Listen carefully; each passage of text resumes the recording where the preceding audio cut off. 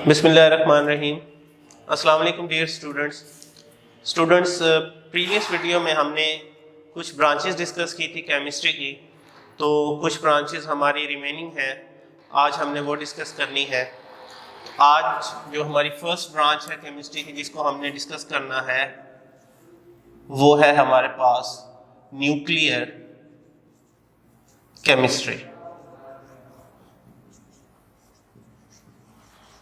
Nuclear chemistry में ये लफ्ज़ जो है न्यूक्लियर, ये कहाँ से निकला है? न्यूक्लियस से।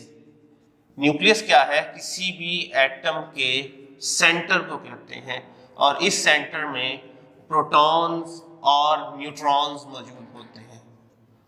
तो असल में हमारे पास कुछ ऐसे एटम या एलिमेंट्स होते हैं जिनको हम रेडियो एक्टिव एलिमेंट्स कहते हैं, यानी ये नेचुरली अपने अंदर से ख़ास तरह की रेडिएशन प्रोड्यूस करते हैं, शुआएं प्रोड्यूस करते हैं। दे प्रोड्यूस रेडिएशंस, और वो रेडिएशन का ताल्लुक सेंटर से होता है, इनके न्यूक्लियस से होता है।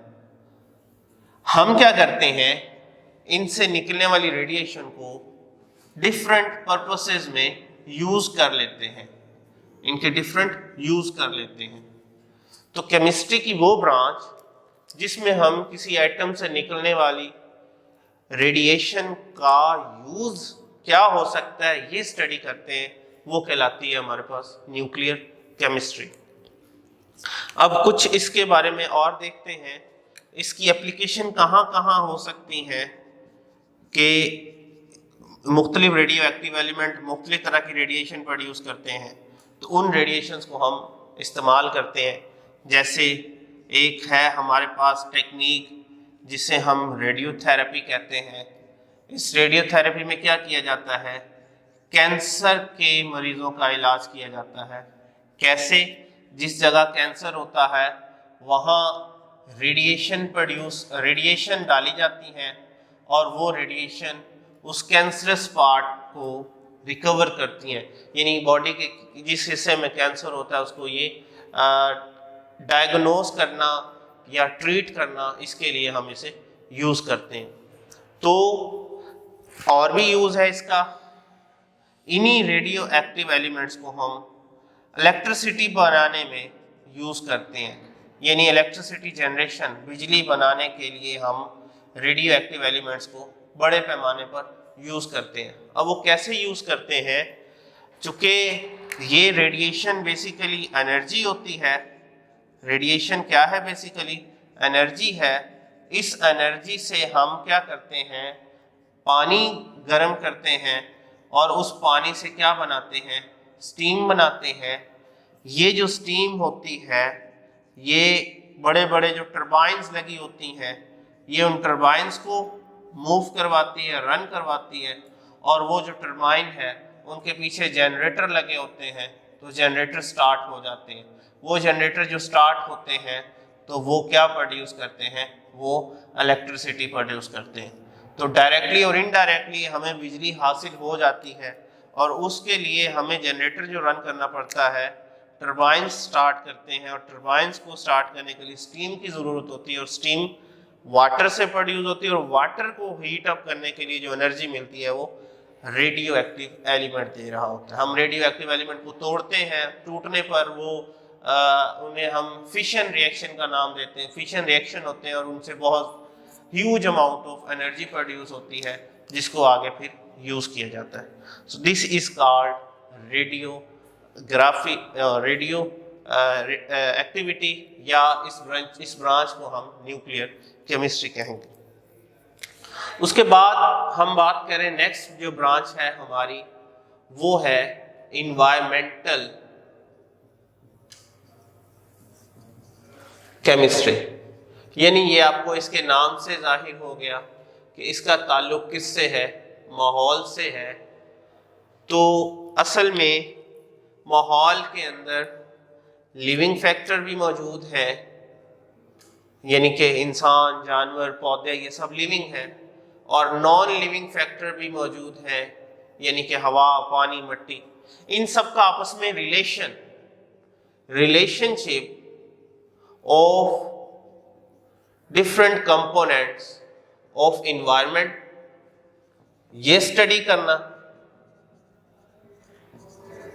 माहौल के अंदर मुख्तलिफ कंपोनेंट्स का आपस में क्या रिलेशन है ये स्टडी करना, और साथ ही साथ इफेक्ट्स स्टडी करना ह्यूमन एक्टिविटीज के, कि इंसान माहौल को किस हद तक डैमेज कर रहा है या फ़ायदा दे रहा है, ये स्टडी करना क्या कहलाता है, इन्वायरमेंटल केमिस्ट्री कहलाता है। अब इस इन्वायरमेंटल केमिस्ट्री को जब हम स्टडी करते हैं तो साइंस की और भी बहुत सी ब्रांचेस इसके साथ इन्वॉल्व होती हैं, जिनमें जियोलॉजी है, यानी ज़मीन से रिलेटेड बात करते हैं, उसके बाद इकोलॉजी है, it is the also study of environment, specific environment study, water है, इसके साथ सॉइल की फील्ड इन्वॉल्व है, वगैरह वगैरह। तो ये सब ब्रांचेस साथ इन्वॉल्व होती हैं जब हम किसी माहौल के किसी ख़ास हिस्से के मुतालिक स्टडी कर रहे होते हैं। उसके बाद हमारी जो लास्ट ब्रांच है आपकी बुक की, उसका नाम है एनालिटिकल केमिस्ट्री। एनालिटिकल केमिस्ट्री में क्या किया जाता है, आपको कोई भी कंपाउंड दे दिया जाता है और उस कंपाउंड को आप तोड़ते हैं, ब्रेक डाउन करते हैं, और ब्रेकअप करने के बाद आप उसके कंपोनेंट्स को सेपरेट करते हैं। जब कंपोनेंट्स सेपरेट हो जाते हैं, किसी भी कंपाउंड के कंपोनेंट्स जब सेपरेट हो जाते हैं, तो आप उन सेपरेट कंपाउंड्स के अंदर मौजूद एलिमेंट्स की स्टडी करते हैं। अब ये स्टडी दो तरह की होती है, एक को हम क्वालिटेटिव स्टडी कहते हैं, क्वालिटेटिव एनालिसिस कहते हैं, और दूसरी जो है वो क्वांटिटेटिव एनालिसिस कहलाती है। अब क्वालिटेटिव से क्या मुराद है कि सिर्फ उस कंपाउंड में मौजूद एटम्स का पता लगाना है, उसकी क्वालिटी क्या है। क्वालिटी जैसे अगर मैं ग्लूकोज के बारे में लिखता हूं तो मुझे पता चलता है कि ग्लूकोज के अंदर एक कार्बन का एटम होता है, एक हाइड्रोजन का और एक ऑक्सीजन का। ये उस एक मॉलिक्यूल में 3 तरह के एटम होते हैं। जबकि क्वांटिटेटिव में क्या होता है कि आप उन कंपोनेंट्स की क्वांटिटी स्टडी करते हैं। जैसे ग्लूकोज की ही बात करें तो ग्लूकोज का हम फार्मूला लिखते हैं C6H12O6, तो ये CHO ये स्टडी किया तो ये क्वालिटेटिव है।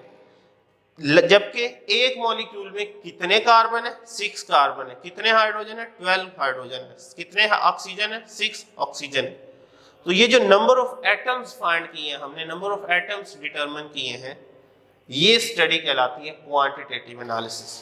तो आप देख सकते हैं हम एनालिटिकल केमिस्ट्री में, अब ये एनालिटिकल केमिस्ट्री हर फील्ड में इन्वॉल्व होती है, चाहे फूड की बात करें, मेडिसिन की बात करें, एग्रीकल्चर की बात करें, न्यूक्लियर केमिस्ट्री की बात करें, इन्वायरमेंटल केमिस्ट्री की बात करें, हर फील्ड में इसका रिलेशन है, क्योंकि हर फील्ड में आपने मुख्तलिफ कंपाउंड्स को या मुख्तलिफ केमिकल्स को स्टडी करना होता है।